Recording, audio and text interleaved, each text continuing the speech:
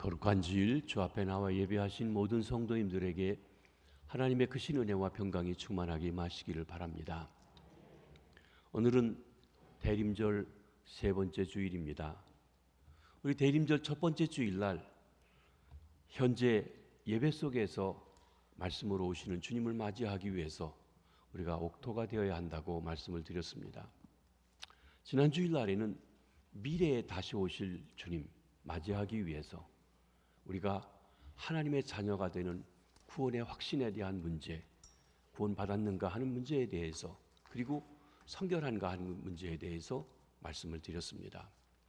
오늘은 과거에 오셨던 주님에 대한 축하의 말씀을 우리가 함께 드리려고 합니다.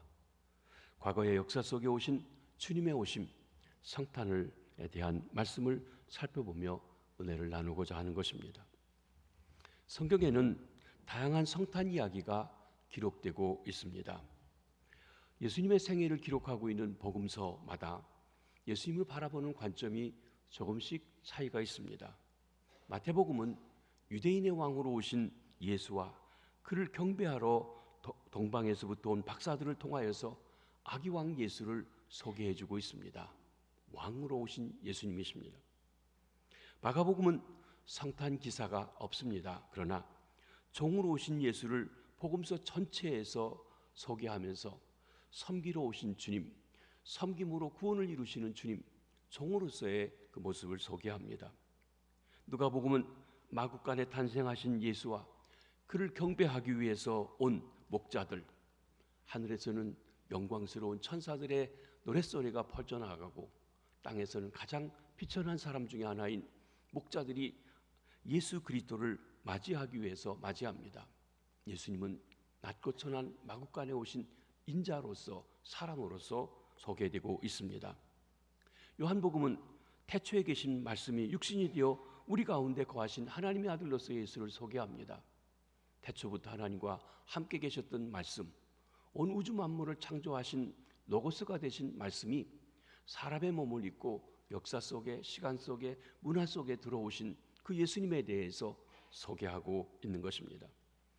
계시록 4장 7절에 보면 하늘의 보좌가 열리고 하나님 보좌 뒤에 네 생물이 있는데 이 네 생물이 네 개의 복음서가 예수님을 소개하는 모습과 같아서 복음서를 이야기하는 신학자들은 상징적으로 그 짐승들을 가지고 소개합니다. 마태복음은 왕으로 오신 예수님 사자복음입니다.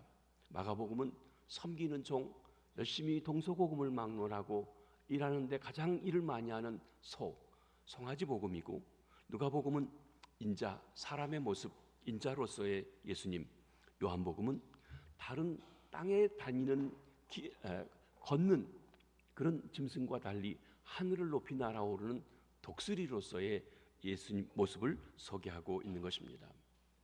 그러면 성경에서 27권의 성경 중에 13권의 성경을 쓴 사도 바울은 우리 구주 예수 그리스도의 성탄에 대해서 무엇을 가르쳐주고 있습니까? 바울 서신에는 직접적인 성탄 이야기가 없습니다. 그러나 우리 주님 예수 그리스도의 성탄의 의미에 대해서 충분히 말씀하고 있습니다. 빌립보 2장의 말씀도 우리가 살펴볼 수 있지만, 오늘 저는 갈라디아 본문 말씀을 통해서 사도 바울이 가르쳐 주시는 예수 그리스도의 성탄의 의미를 찾아보며 함께 은혜를 나누고자 합니다. 오늘 본문 갈라디아 4장 4절에 보면 바울 사도는 때가 참에 하나님이 그 아들을 세상에 보내셨다고 말씀하고 있습니다. 역사는 하나님의 손에 의해서 움직여집니다. 우리는 내 인생 내 마음대로 산다고 하고 영웅호걸들이 역사를 주관하는 것처럼 보이지만, 보이지 않는 손길에 하나님께서 우주 만물을 통치하시고 역사를 주관하시고 우리의 삶을 다스려 주시는 것입니다. 인간의 생사 화복이 하나님의 손에 달려 있습니다. 이 사실을 깨닫고 알고 하나님과 바른 관계를 가지고 있는 사람이 그렇기 때문에 행복한 것입니다. 시편에 말씀하십니다. 여호와께서 집을 세우지 아니하시면 세우는 자의 수고가 헛되다고. 우리가 가정을 잘 세우려고 누가 애쓰지 않겠습니까? 그러나 인간적인 애씀과 노력만 가지고는 되지 않는다는 것이에요. 하나님이 세워주셔야 합니다. 여호와께 성을 지키지 아니하시면 파수꾼에 깨어 있음도 헛됩니다. 파수꾼들이 밤을 새워서 적군이 오는지 살펴보고 하지만 그들의 애씀만 가지고 되지 않는다는 것입니다. 하나님께서 성을 지켜주셔야 됩니다. 하나님께서 축복해 주지 않는다면 우리가 일찍 일어나고 늦게 놓고 부지런 떨고 성실을 다해도 그래서 애쓰고 수고해 먹는 떡이 헛되다고 했습니다. 우리 삶의 중심에 하나님이 계시고 그의 다스림을 받으며 살아가야 합니다. 인생의 삶의 행복은 하나님의 손에 있는 줄 믿습니다. 하나님의 일에는 때가 있습니다. 전도서 3장 1절에 보면 범사에 기한이 있고 천하만사가 다 때가 있다고 말합니다. 그러면서 그 때에 대해서 14쌍의 때, 그러니까 28가지 때에 대해서 전도서 3장에 이렇게 말씀하십니다. 날 때가 있고 죽을 때가 있습니다. 심을 때가 있고 심은 것을 뽑을 때가 있습니다. 죽일 때가 있고 치료할 때가 있습니다.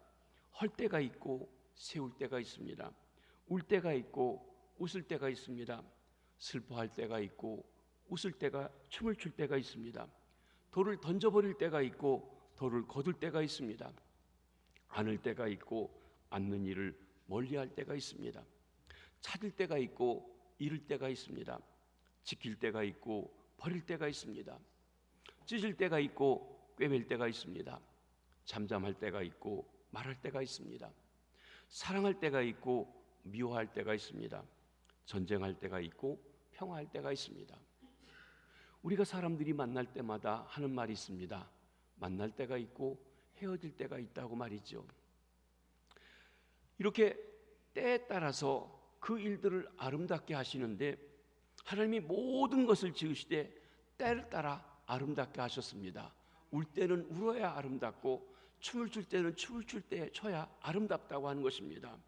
그러면서 때에 따라 아름다우면서 이것이 영원하게 가는 일은 없을까 하는 것을 기다리게 되고 영원을 사모하는 마음을 사람들의 마음속에 주셨습니다. 영원, 하나님의 시간입니다. 영원, 하나님에게 있는 독특한 성격이기도 합니다. 그래서 사람들로 하여금 하나님의 하시는 일의 시종을 알지 못하고 그러기에 영혼을 사모하는 마음을 우리에게 허락해 주신 것입니다. 오늘 우리가 이곳에 온 것 영혼을 사모하는 마음 때문인 줄 믿습니다. 그런데 하나님의 때를 분별하는 것이 신앙입니다. 믿음은 하나님의 때를 분별하는 것입니다. 오늘 본문 4절에 보면 때가 참에 하나님이 그 아들을 세상에 보내셨다고 했습니다. 여기 우리는 중요한 진리를 깨닫게 됩니다. 하나님은 모든 역사, 우주 만물을 다스리시고 통치하시고 일하시지만 언제나 정확한 때에 일하신다고 하는 것입니다. 결코 늦는 법이 없습니다. 너무 이른 법도 없습니다. 그리고 하나님은 정확한 목표를 가지고 계십니다. 인격적인 의지를 가지고 일하십니다.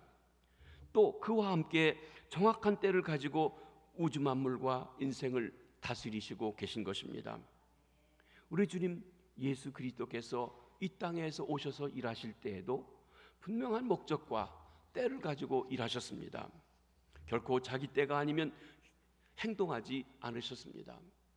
어머니가 기적을 베풀기를 요구할 때 요한복음에 보면 내 때가 아직 이르지 아니했습니다 하면서 기적 베풀기를 거부하신 적도 있었습니다. 그러나 동시에 자기 때가 되었을 때는 모든 사람이 자기를 버리고 도망갔을 때에도 피하지 아니하시고 십자가를 지시며 너희가 찾는 사람이 나다, 내가 그 사람이다 하시면서 앞서 나가셔서 십자가를 지시는 일을 감당하셨던 것입니다. 이것이 바로 우리 주님 예수 그리스도의 때에 대한 이해이기도 합니다. 그러므로 신앙생활에서 때를 이해하고 안다는 것 아주 중요한 열쇠가 됩니다. 어떤 의미에서 신앙은 때를 이해하는 것이라고 말할 수 있습니다. 말할 때와 침묵할 때를 아는 것입니다. 기다릴 때와 행동할 때를 아는 것입니다. 그러기에 때를 이해한 신앙인은, 하나님의 때를 이해한 신앙인은 초조하지 않습니다. 조급해하지도 않습니다. 더욱이 참신앙을 가진 사람은 게으르거나 무관심하거나 나태하지도 아니하는 것입니다. 반대로 예수 믿는 사람이 때를 잘못 이해하면 수치를 당하고 낭패를 당하는 경우도 보게 됩니다. 구약 성경에 보면 하나님께서 사람을 들어서 축복하시고 그 사람을 쓰시고 일하실 때에도 언제나 그 믿음을 훈련시키실 때 때에 대한 훈련을 시키시는 것을 보게 됩니다. 아브라함이 그랬습니다. 믿음의 조상으로 키우시기 위해서 때에 훈련을 하시는 것입니다. 하나님께서 아브라함에게 아들을 주시겠다고 약속하십니다. 그를 데리고 밖에 나가서 하늘의 별처럼 바다의 모래알처럼 많은 자녀를 주시겠다는 것입니다. 자식이 없을 때인데 말입니다. 여러분, 하늘의 별처럼 바다의 모래알처럼 많은 자녀가 있으려면 한 자녀라도 있어야 하나가 둘이 되고 둘이 넷이 되더라도 퍼져나갈 텐데, 자녀가 하나도 없을 때 하나님께서 자녀를 주시겠다고, 하늘의 별처럼 바다의 모래알처럼 자녀를 주시겠다고 약속하신 것입니다. 그런데 언제 주시겠다고 하는 때에 대해서는 말씀하시지 않으셨습니다. 아브라함과 사라가 10년을 애쓰고 노력하고 기다렸습니다. 여러분, 10년 동안이나 기다렸다고 하는 일은 우리가 보면 최선을 다했다, 모든 것을 다했다라고 얘기하고 참을 만큼 참았다고 이야기할 수 있을 것입니다. 그래서 이 사라는 10년을 노력했는데도 아이가 낳지 않게 되자 세상적인 방법을 동원합니다. 사람들의 방법을 동원합니다. 하나님을 안 믿는 사람들이 하는 방법을 동원합니다. 그것은 자기에 있는 여종을 통해서 아이를 낳고 그것을 자기 자녀로 삼는 일입니다. 그렇게 계집종 하갈을 첩으로 삼아서 이스마엘을 낳게 되었습니다. 그런데 그것은 자기 방법대로 난 자기 아들이지 하나님의 계획 속에 하나님의 인류 구원을 위해서 예비하신 약속의 자녀가 아니었던 것입니다. 하나님은 그 후에 14년이나 더 지난 후에 약속의 아들 이삭을 허락해 주셨던 것입니다.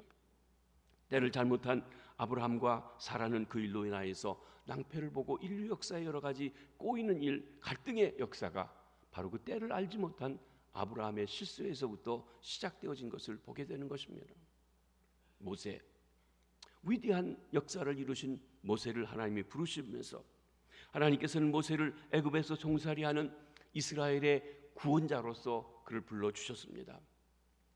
물에서 건짐받은 자가 이제 또한 백성들을 구원하는 구원자로서의 역할을 하게 하신 것입니다. 그런데 언제 쓰실지에 대해서는 말씀하시지 않고 있다고 하는 것입니다. 모세는 바로의 딸 공주의 양자가 되어서 그 애굽에서 가장 좋은 왕의 교육을 받게 되었습니다. 애굽의 학문, 왕으로서의 훈련 다 되었습니다. 40세가 되었을 때 그는 애굽의 황제가 될 수 있는, 왕이 될 수 있는 그런 많은 훈련을 겪었을 때 그는 자기 동족이 바로 고난당하고 있는 히브리인이라는 것을 알고 그들을 구출하려고 나갔습니다. 구원자가 되고 싶었습니다. 그러나 모세는 그 백성을 구원한 게 아니라 사람을 쳐 죽이고 그 쳐 죽인 일이 들통나서 그만 광야로 도망가게 되었습니다. 자기 힘으로, 자기 때에, 자기 방법으로 구원자가 되고 싶었지만 그는 결코 구원자가 될 수가 없었습니다. 하나님은 미디안 광야에 가서 양의 뒷공무니를 쫓아다니면서 허울반의 광야 생활을 40년 동안이나 더 하고 나서야 이스라엘의 구원자로 그를 불러 쓰시게 되는 것입니다. 하나님의 시간과 사람의 시간의 차이를 보게 됩니다. 이것이 하나님의 때입니다. 그러므로 신앙이란 약속에 대한 기다림입니다. 그 기다림은 이미 성취된, 하나님이 다 계획해 놓으신 것을 기다리는 것입니다. 따라서 신앙인은 때를 기다릴 줄 아는 용기와 지혜를 가져야 하는 것입니다. 사랑하는 성도 여러분, 여러분 가운데 요즘 초조하고 조급해 계신 분은 아니 계십니까? 하나님이 왜 이렇게 빨리 일하시지 않느냐고 답답해 하신 분은 아니 계십니까? 오늘 말씀을 들으시면서 새롭게 여러분의 삶을 돌아보시고 하나님의 때, 하나님의 때를 생각해 보시는 귀한 역사가 있으시기 바랍니다. 하나님은 때가 참에 일하기 시작하신 것입니다. 오늘 본문은 때가 참에 하나님이 하신 일을 두 가지로 우리에게 말씀해 주고 있습니다. 첫째로는 때가 참에 하나님이 그 아들을 세상에 보내셨습니다. 하나님이 그 아들을 세상에 보내실 계획이 여러분 창조 때부터 계셨습니다. 인간이 범죄한 후부터 계셨습니다. 그런데 긴 시간이 있어서 때가 되매, 하나님이 계획하신 때가 되매 그 아들을 보내셨다는 것입니다. 예수님은 하나님의 아들이십니다. 성탄은 하나님이 그 아들 독생자 예수 그리스도를 세상에 보내신 때입니다. 이 사건을 사도 바울이 다음과 같이 기록해주고 있습니다. 본문 4절 5절 말씀입니다. 때가 참에 하나님이 그 아들을 보내사 여자에게서 나게 하시고 율법 아래 나게 하신 것은 율법 아래 있는 자들을 속량하시고 우리로 아들의 명분을 얻게 하려 하심이라. 하나님이 그 아들을 어떤 모습으로 보내셨습니까? 여기도 두 가지인데, 하나는 여자에게 나게 하셨고 두 번째로는 율법 아래 나게 하셨다고 했습니다. 여자에게 나게 하셨다. 여자에게 나지 않고 난 사람이 있습니까? 없습니다. 사람은 여자를 통해서 여자의 자궁 속에서 10달 동안 키워져서 이 땅에 나오도록 되어져 있습니다. 사람이 되셨다는 말입니다. 하나님의 아들이 사람이 되신 것입니다. 이는 예수님의 인성을 말씀하십니다. 신성을 가지신 분이 사람으로 인성으로 오신 것입니다. 예수님은 한 여인을 어머니로 하여 태어남으로 인간인 동시에 하나님이 되셨습니다. 우리가 믿는 예수님은 반은 하나님 반은 인간이 아니라 하나님이라고 할 때는 온전한 하나님이요 사람이라고 할 때는 온전한 사람으로서 하나님과 사람의 중보자가 되시는 그런 분이신 것입니다. 여자의 후손으로 오셨습니다. 우리는 여자의 후손이라고 할 때 창세기 3장에 에덴 동산에서 하와의 범죄를 생각하지 않을 수가 없습니다. 창세기 3장에 보면 에덴 동산에서 여인 하와가 뱀의 유혹을 받고 하나님이 금지하신 선악을 알게 하는 나무의 열매를 따먹습니다. 하나님을 거스렸습니다. 불순종하였습니다. 죄를 지었습니다. 죽음이 찾아오게 되었습니다. 뱀의 유혹에 넘어가게 된 것입니다. 이때 하나님께서 여인을 유혹한 뱀을 저주하시면서 말씀하십니다. 뱀에게는 저주의 말씀이지만 여자와 그의 후손들 그리고 그 후손으로 태어난 우리 인간들에게는 하나님께서 어떻게 이 죄의 문제를 극복하고 구원하실지에 대한 구원자를 보내시는 말씀이기에 원시복음, 태초복음이라고 말씀하기도 합니다. 한번 보십니다. 내가 너로 여자와 원수가 되게 하고 내 후손도 여자의 후손과 원수가 되게 하리니 여자의 후손 내 머리를 상하게 할 것이요 너는 그의 발꿈치를 상하게 할 것이니라 하시고. 여기 뱀에게 하는 말입니다. 마귀에게 하는 말입니다. 내가 너로 뱀 너로 여자와 원수가 되게 하고 네 후손도 사탄의 후손도 여자의 후손과 여자의 후손 단수입니다. 이것은 뒤에 오실 메시아 예수 그리스도 하나님의 아들을 말합니다. 남자를 통해서 잉태된 게 아니라 여자의 몸을 통해서 오신 하나님의 아들 그와 원수가 되게 하리니 여자의 후손은 내 머리를 상하게 할 것이요 너는 그의 발꿈치를 상하게 할 것이다. 마귀는 종교 지도자들을 부추겨서 예수를 십자가에 못 박아 죽이게 했습니다. 예수님의 발꿈치를 물어뜯은 것입니다. 죽게 하고 끝난 줄 알았습니다. 그런데 마귀의 최대의 무기인 그 죽음이라고 하는 것을 깨치고 우리 주님께서 부활하셔서 뱀의 머리, 사탄의 머리를 상하게 해서 인류를 죄와 사망에서 건져주실 구세주로 오시게 된 것을 벌써 주님이 오시기 전에 예언해 놓았습니다. 그리고 때가 되매 그 일을 하시기 위해서 아들을 보내주신 것입니다. 동정녀에게서 탄생했습니다. 동정녀, 처녀가 남자와 관계없이 낳았다는 것이 누가복음 보면 마리아에게 내가 아들을 잉태할 것이라고 낳을 것이라고 하니까 내가 남자를 알지 못하는데 어떻게 아기를 낳을 수 있습니까? 라고 질문하는 장면이 나오고 있지 않습니까? 이 말씀은 구약 이사야서 7장의 예언의 말씀의 성취입니다. 보라 처녀가 잉태하여 아들을 낳을 것이요 그의 이름을 임마누엘이라 하리라. 네, 처녀가 잉태하여 아들을 낳을 것이요 그 이름을 임마누엘이라 하리라. 여러분, 하나님께서는 첫사람 아담과 하와를 지으신 후에 이제 인류 창조를 사람들에게 맡기셨어요. 자기를 닮은 자녀들을 낳게 하신 것입니다. 남자와 여자가 아이를 낳게 하셨습니다. 하나님의 창조의 원리입니다. 남자 아버지는 생명을 주는 일을 합니다. 이때 죄성이 유전적으로 이어갑니다. 그래서 하나님께서는 남자가 없는 하나님의 죄성이 없는 생명의 씨를 주셔서 그리스도가 탄생하시게 한 것입니다. 여자 어머니는 그 생명의 씨를 받아서 그 잉태하여 10달 동안 키워 해산하는 일을 하는 것입니다. 예수 그리스도는 성령으로 잉태되었습니다. 그 생명이 하나님의 성령으로 말미암은 것입니다. 그래서 예수 그리스도는 원죄의 부패성을 가지지 않고 태어난 사람이 된 것입니다. 여러분, 인류 역사에서 원죄의 부패성을 가지지 않은 분은 두 분밖에 없습니다. 하나는 아담입니다. 그런데 아담은 선한 것과 악한 것, 하나님의 말씀과 마귀의 유혹을 선택할 수 있는 데서 죄성을 가진 우리와 달리 얼마든지 선한 것을 선택할 수 있었지만 그는 마귀의 유혹에서 마귀의 말을 따랐습니다. 하나님의 말씀보다 말이죠. 두 번째 아담이신 예수님 그리스도께서는 똑같은 유혹을 받으셨습니다. 마귀의 시험을 받으셨습니다. 그렇지만 그분은 그 모든 시험을 이기시고 생명나무를 택하심으로 십자가를 지심으로 구원을 이루시게 되어진 것입니다. 그러기에 예수 그리스도께서는 여자에게 나시어 인류를 구원하실 유일한 구원자로 이 땅에 오신 것입니다.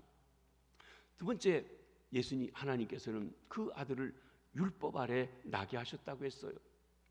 예수 그리스도께서 율법 아래 나셨다는 것은 여자에게 나셨다는 것과 마찬가지로 예수님께서 완전한 인성을 가진 사람의 몸으로 태어나셨다는 것을 강조해 주는 것입니다. 예수님은 유대인을 어머니로 유대 나라에서 유대법을 따라 살도록 태어나신 율법 아래 태어나셨습니다.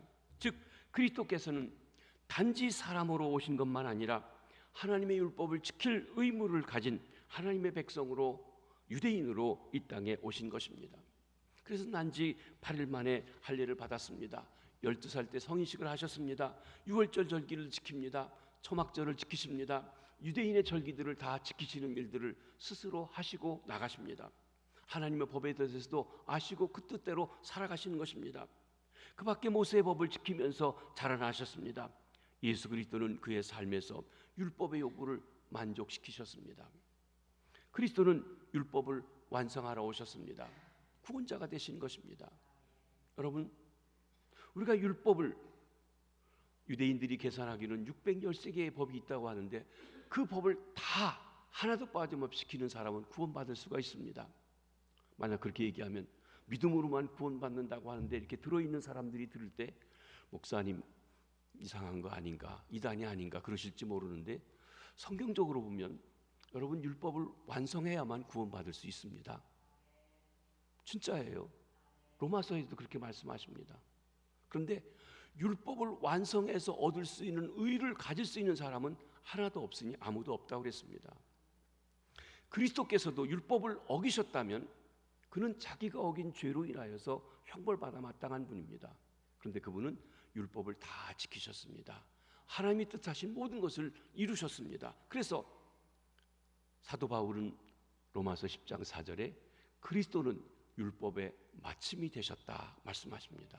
이 마침이라고 하는 텔로스라고 하는 헬라 말은 마침, 엔드란 뜻도 있고 완성했다고 하는 completion이란 뜻도 있고 율법의 목적이라고 하는 purpose라고 하는 뜻도 가지고 있습니다. 즉 그리스도께서 율법을 완성하셨습니다. 율법을 완성해서 하나님을 만족하게 하셨기 때문에 그 예수를 믿고 그 예수를 의지하고 하나님께 나아갈 때 완성하신 율법을 완성하신 그리스도를 보고 우리를 의롭다 하시고 우리를 받아주시는 것이 되어지는 것입니다. 그래서 우리를 그리스도를 붙잡고 그리스도를 모시고 살아가야 하는 것입니다. 예수 그리스도는 십자가의 죽으심으로 율법의 진노를 짊어지셨습니다. 자신은 형벌받아야 할 이유가 없지만 인류의 모든 죄값을 다 감당하시기 위해서 의로우신 주님이 십자가를 대신 짊어지신 것입니다. 우리의 속죄 제물이 되신 것입니다. 예수 그리스도는 의로우신 분입니다.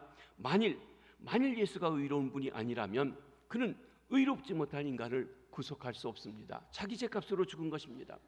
인생은 율법을 통해 죄인으로 드러났습니다. 우리는 세상법이나 양심법이 아니라 하나님의 법대로 심판받게 됩니다.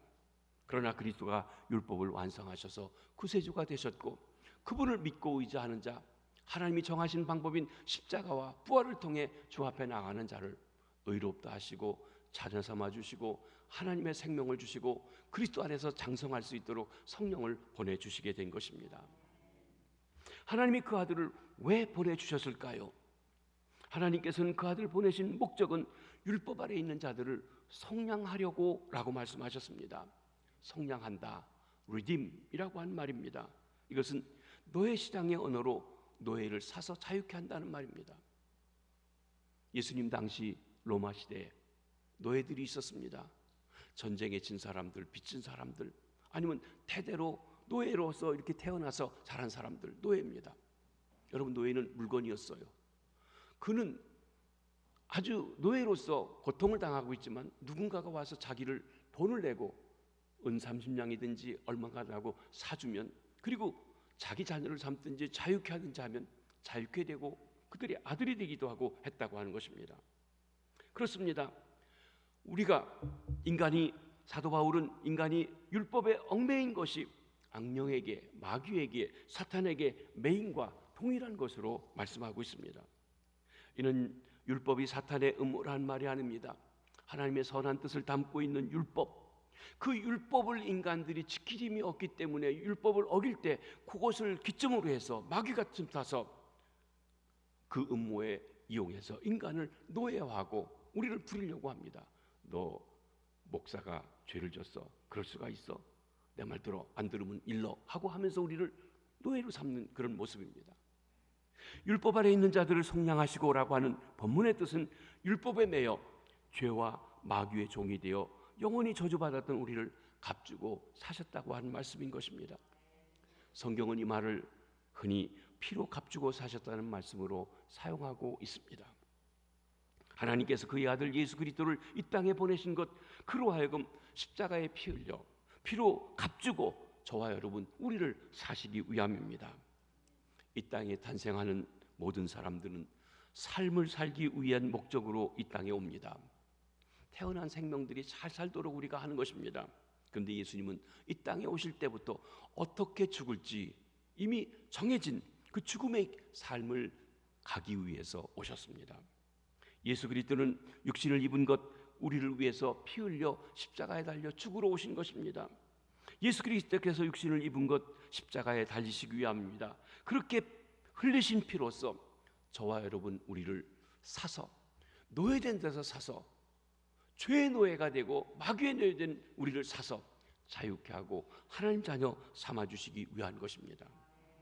그렇다면 하나님께서 무엇 때문에 그처럼 존귀하신 하나님의 아들 예수 그리스도의 피로 우리를 사실 필요가 있었을까요? 우리는 그것은 우리로 하여금 아들의 명분을 얻게 하려고 한다고 했습니다. 하나님이 그 아들 독생자 예수 그리스도를 보내주신 것, 하나님이 친히 사람의 몸을 입고 이 땅에 오신 것, 그것은 우리를 속량하고 입양하려고 하는 두 가지 목적이 있다고 하는 것입니다. 속량, 죄 상태에서 구속해서 자유케 하는 것이 속량입니다. 그런데 그냥 사서 너 자유하라, 이게 목적이 아니라 더 나아가서 우리를 아들로, 자녀로 삼아주시려는 데 목적이 있습니다. 우리를 입양시키려는 것입니다. 성경은 종종 그리스도로 말미암아 구속받은 우리 성도들 향하여 양자, 어답트했다, 어답션이라고 하는 말을 씁니다. 아들의 명분을 얻게 한다고 하는 것입니다. 우리가 흔히 양자라고 하면 꼭지가 좀 덜 떨어진 것 같아요. 진짜 낳은 자녀하고 좀 뭔가 차별이 있는 것 같다는 거예요. 우리 중에도 자녀를 입양해서 양자로 키우고 있는 분들이 있습니다. 그런데 내가 낳은 자식과 입양한 자녀가 사실은 법적으로 똑같은 지위를 가져야 된다고 하는 것입니다. 사도 바울이 양자라는 말을 사용할 때 그 뜻이 무엇인지 이해한다고 하면 부족한 거나 덜 떨어진 것이 결코 아니라는 것을 알게 됩니다.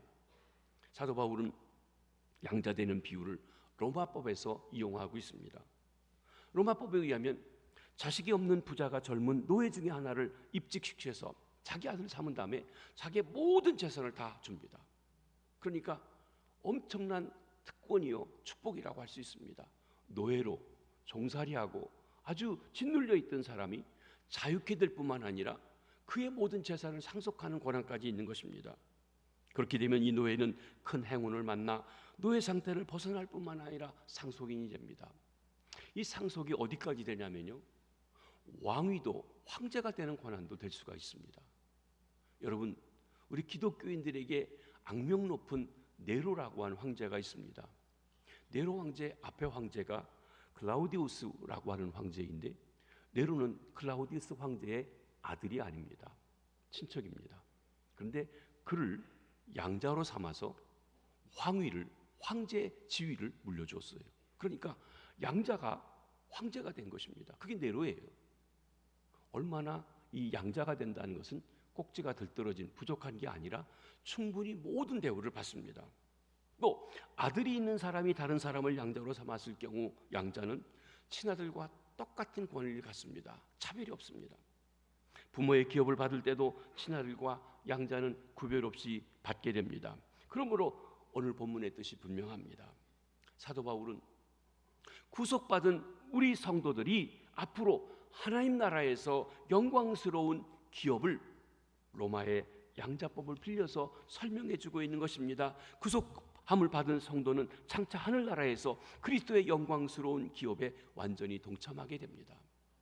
이 사실은 예수님께서 요한복음 17장에 기도할 때도 말씀하시죠. 아버지요, 내가 창세전에 아버지와 함께 누리던 그 영광을 저들도 누리게 해주시옵소서.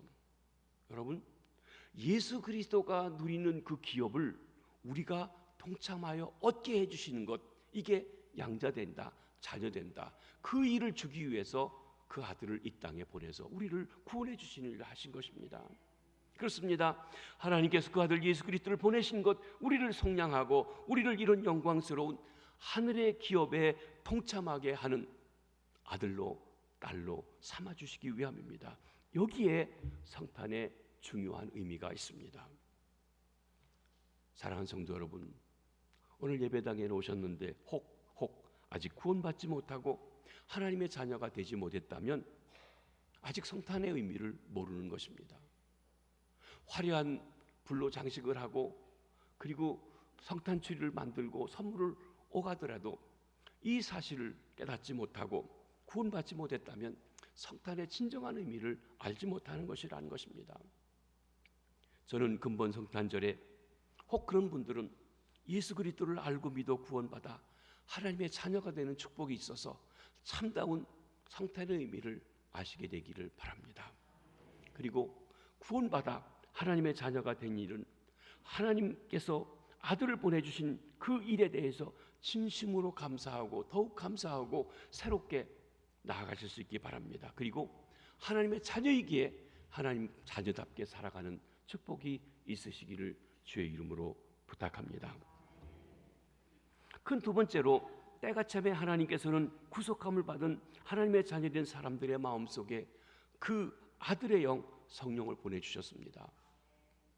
하나님은 우리가 하나님 자녀가 되고 하나님 자녀로 살아갈 수 있도록 하나님의 영 성령을 보내주셔서 깨닫게 하시고 힘을 주시고 능력을 주시고 인도해 주시는 일을 성령을 통해 한다는 것이에요. 그러니까 신앙생활은 성령님과 함께 성령님을 순종하며 살아가는 삶입니다. 오늘 보면 6절 7절 말씀을 한번 보시겠습니다. 너희가 아들이므로 하나님이 그 아들의 영을 우리 마음 가운데 보내사 아빠 아버지라 부르게 하셨느니라. 그러므로 내가 이 이후로는 종이 아니요 아들이니 아들이면 하나님으로 말미암아 유업을 받을 자니라. 하나님이 성령을 왜 보내셨을까요? 먼저 우리가 하나님의 자녀이기 때문에 성령을 보내신 것입니다. 성령은 때가 참에 오순절 다락방에 강림하신 이후에 모든 믿는 자에게 하나님의 양자됨을 증거해 줍니다. 정확하게 말하면 예수 그리스도가 나를 위해 돌아가신 그 주님이라는 것을 학습을 통해서가 아니라 성령의 역사하심 속에 알아지고 믿어지는 것이 구원입니다. 그때 성령께서 우리 속에 역사하시고 일하시게 됩니다. 이 사실을 로마서 8장 14절로 16절에 이렇게 말씀하십니다. 무릇 하나님의 영으로 인도함을 받는 사람은 곧 하나님의 아들이라. 너희는 다시 무소하는 종의 영을 받지 아니하고 양자의 영을 받았으므로 우리가 아빠 아버지라고 부르짖느니라. 성령이 친히 우리의 영과 더불어 우리가 하나님의 자녀인 것을 증언하시나니. 우리 지난주일 구원의 확신에 대한 말씀을 할 때 아들이 하나님의 아들 예수가 내 안에 있는 사람은 생명이 있고 아들이 없는 사람은 생명이 없다고 얘기했습니다. 지난 주일날은 그리스도를 내 안에 모신 걸로 얘기했어요. 오늘 말씀은 그 아들이 있는 걸 어떻게 아냐? 어떻게 아들을 모실 수 있냐? 성령께서 그렇게 해주신다는 거예요. 성령이 내 안에 계실 때 아들이 내 안에 계신 것이란 말씀입니다. 하나님의 자녀된 사람은 전의 신분이 무엇이든지 간에 성령으로 세례받아 한 몸, 그리스도의 몸속에 들어가게 됩니다. 우리가 아들이기 때문에 그렇습니다. 하나님이 그 아들을 보내신 것 우리로 하여금 자녀의 명분을 얻게 하려는 것입니다. 그런데 하나님이 성령을 보내신 것 우리로 하여금 그것을 체험하고 확인하며 인도함을 받습니다.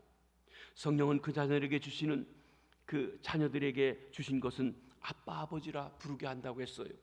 아빠, 여러분 전에 아바 아버지라고 했습니다. 아람어로 또 그 헬라어로 아바, 알파 베타 베타 알파 아바가 우리 아빠예요. 그러니까 그 사람들 말하고 굉장히 흡사하죠. 아빠, 아바, 아빠입니다. 아빠입니다. 아람어의 축어인데 아버지에 대해서 아빠라고 부르는 거죠. 아빠란 말은 아버지에 대한 친근감이 있는 말입니다. 전에도 한번 말씀드렸지만 저는 오형제고 이제 큰 대가족 속에 태어났는데 제가 할아버지 집에 설 때라든지 인사하러 가면 할아버지가 얘기하십니다. 너는 안씨 문성공 자손의 몇 대 손인인데 양반집이다 하시며 얘기를 하세요. 그러면서 할 때는요 할아버님, 삼촌들 또 아버님 이렇게 얘기했어요. 저는 제 기억에 우리 아버지를 아빠라고 불러본 기억이 없어요. 왜냐하면 양반이라 아빠 그런 거 하지 못하게 했습니다. 그러니까 아빠라는 말을 못 듣고 살았어요. 그런데 저희 막내 동생이 저하고 19살 차이가 납니다. 그 막내 동생은 자랄 때 보니까 어릴 때부터 나이가 들어서 장가를 가도 맨날 아버지 보고 아빠라고 해요. 근데 그 동생이 아버지 보고 아빠라고 할 때 제가 이렇게 닭살 돋는 것 같아요. 이상해요. 아주 다 큰 애가 무슨 아빠라고 하냐. 근데 제가 아이를 낳고 걔가 이제 아빠, 대리 뭐 이렇게 하면서 시작을 했는데 지금 40이 넘고 이제 저도 그 아이가 큰 아들은 뭐 청소년이 된 중학교 다니는 딸도 있고 그런데 지금 전화하면 아빠 하고 합니다. 근데 하나도 이상하지 않아요.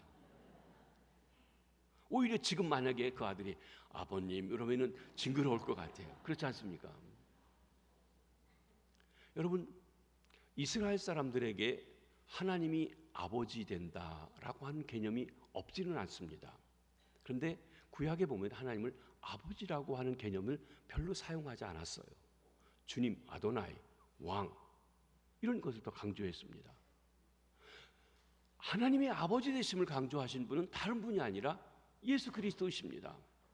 우리 기도를 가릴 때 하늘에 계신 우리 아버지요, 아버지라고 그렇게 가르쳐 주셨어요. 아버지께 기도한다고 했어요. 아버지와 대화하는 것입니다.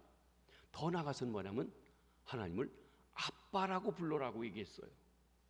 여러분 예수님께서 하나님을 아빠라고 소개하고 사람들이 아빠라고 할 때 친근감 있게 사랑의 아버지라고 이야기할 때 당시 종교 지도자들이었던 서기관들이나 바리새인들은 아주 못되게 기분 나빠했을 거예요. 아니 그렇게 천박하게 하나님을 어떻게 아빠라고 하느냐라고 했을지도 모릅니다. 그렇습니다. 여기 주님께서는 우리가 하나님 자녀된 것이 얼마나 친밀하고 하나님과 가깝고 좋은 일인지에 대한 것을 말씀해 주고 있다는 것입니다. 아빠 아버지라 부르는 것 우리는 노예로서가 아니라 종으로서가 아니라 아들이라고 하는 것을 가지고 살라고 하는 것입니다. 자세에서나 언어에서도 말입니다. 아빠는 예수님께서 하나님과 친밀한 기도 가운데 말씀하셨습니다. 그래서 어느 학자는 아빠 아버지를 사랑하는 아버지라는 의미라고 그렇게 번역하기도 했습니다. 성령께서는 우리의 연약함을 도우시는 분이십니다. 로마서 8장 26절 말씀을 보십니다. 이와 같이 성령도 우리의 연약함을 도우시나니 우리는 마땅히 기도할 바를 알지 못하나 오직 성령이 말할 수 없는 탄식으로 우리를 위하여 친히 간구하시느니라. 여러분 우리 인간은 얼마나 연약한지 하나님이 우리를 구원해서 하나님 자녀 삼아 주셨어도 우리 지혜로 뭘 구해야 할지도 제대로 알지 못한다는 거예요. 바른 기도 생활도 바로 하지 못한다는 거예요.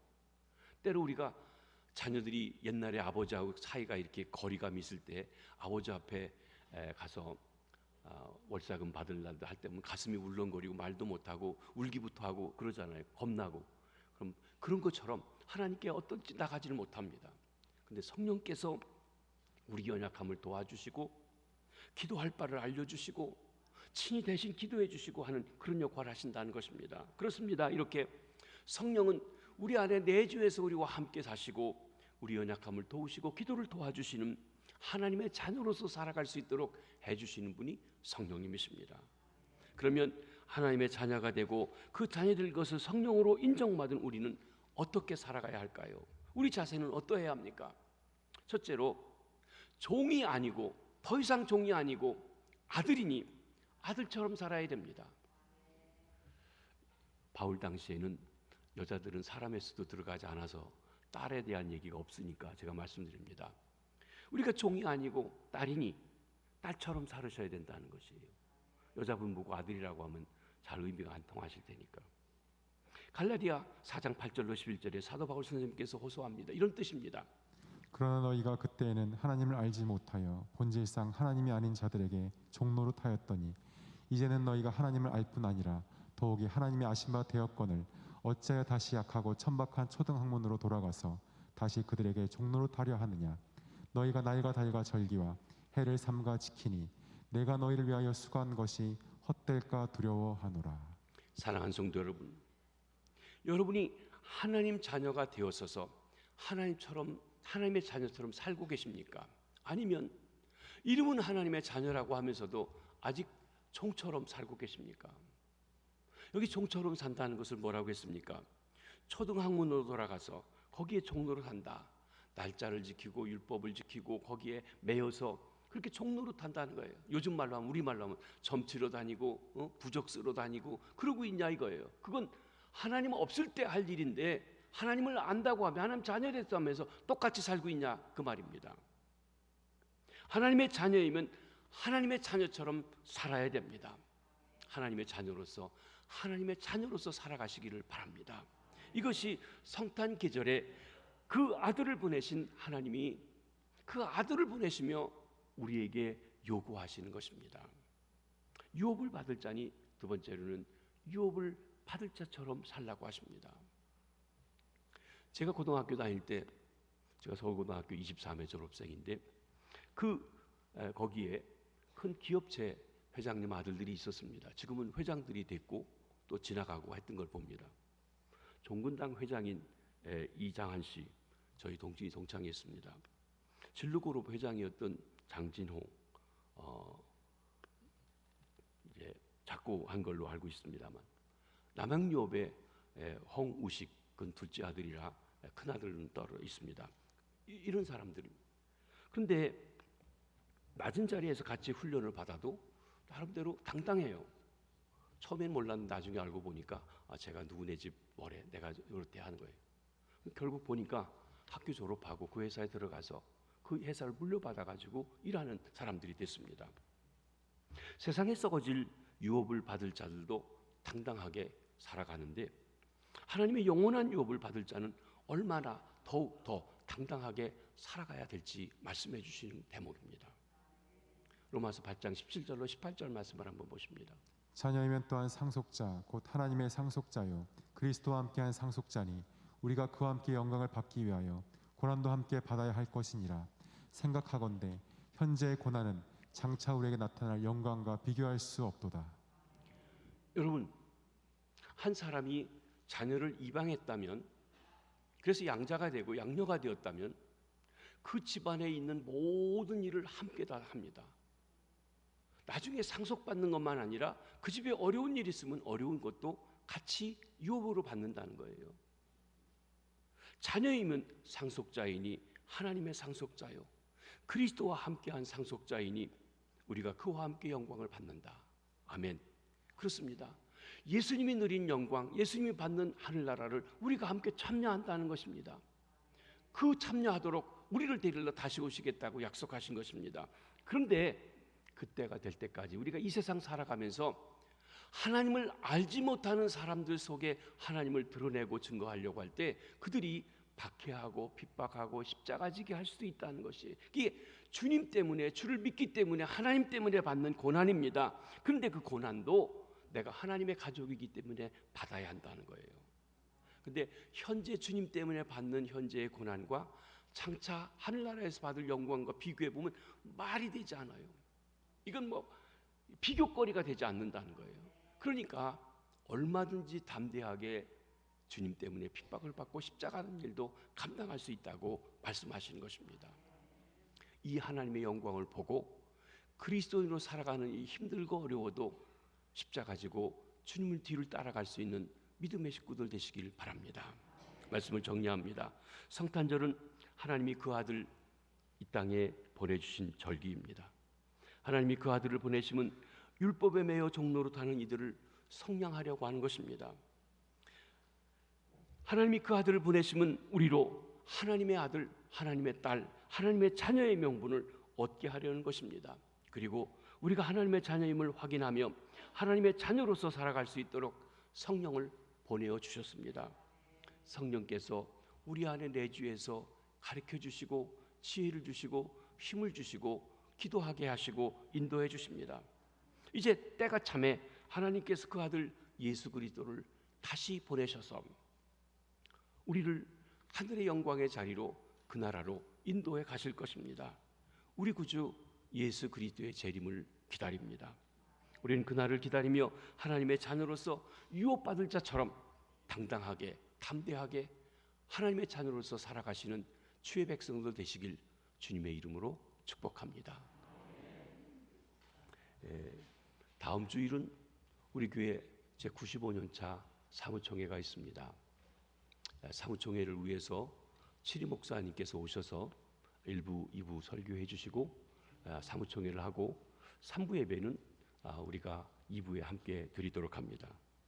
그리고 그 다음 주일은 12월 25일인데 12월 25일 날 우리가 그동안 기도하고 청빙했던 제18대 담임 목사님께서 부임하셔서 우리 교우들과 말씀 사역을 처음 시작하는 날입니다.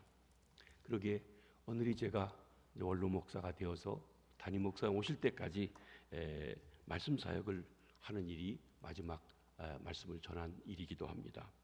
그동안 기도해 주시고 함께 말씀을 들으시고 또 새로운 역사를 준비하시고 기다리신 분께 감사를 드리고 여러분들에게 하나님의 크신 한량없는 은혜가, 축복이 함께 하시기를 바랍니다.